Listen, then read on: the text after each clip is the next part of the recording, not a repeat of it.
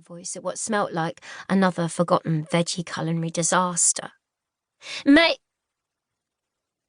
I saw it then.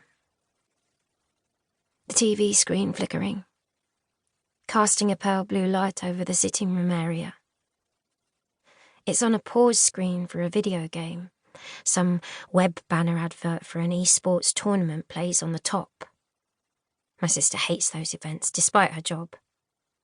I looked down, and the world stopped. Maya wasn't answering because she was lying on the floor a few feet away, body painted in the cold tones of the monitor's images, eyes hidden behind a VR headset the size of a small pair of glasses. A tiny blue light blinking on the frame, confirming her connection to some online game. A controller in her hand, fingers wrapped tight around it. No movement. Completely, terrifyingly still. The rest of the night is just fragments. I called the emergency services. The questions started over the phone. Is she breathing? Was she sick? Did she take something? Can you see any sign that she was attacked? I looked around. Nothing. Nothing out of the ordinary. Just her and some game that had switched off when I removed her glasses.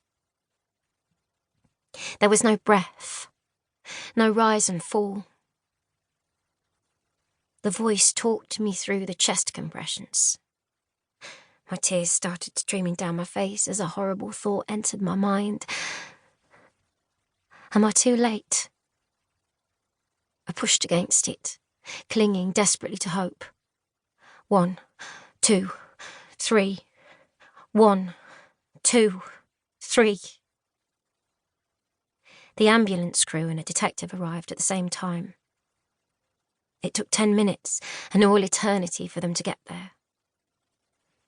They took over.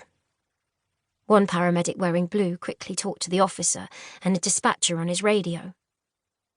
The siren not blaring as the ambulance took off. Me walking past our neighbours' eyes. They all watched from their own doorways, none of them meeting my stare. Is there anyone I can call for you? The police officer asked. No. Or the family? No. A friend? No. A sigh.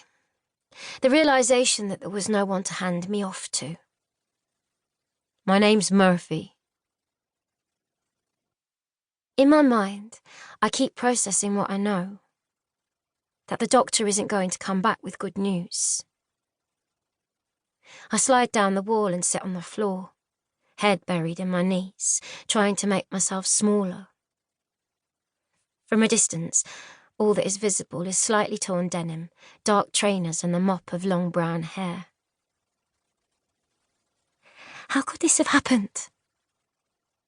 Maya wasn't sick. I go back to my last memory of her, searching for clues. The frustration in her voice.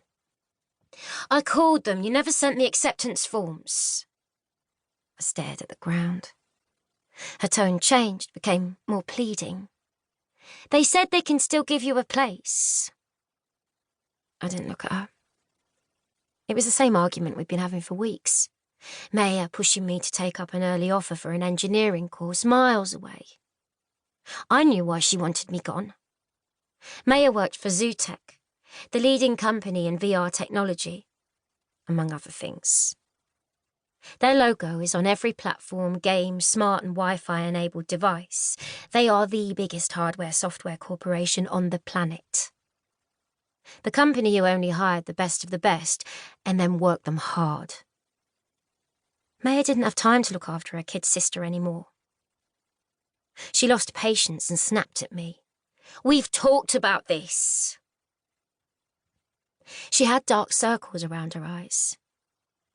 I remember that now. She'd seemed tired.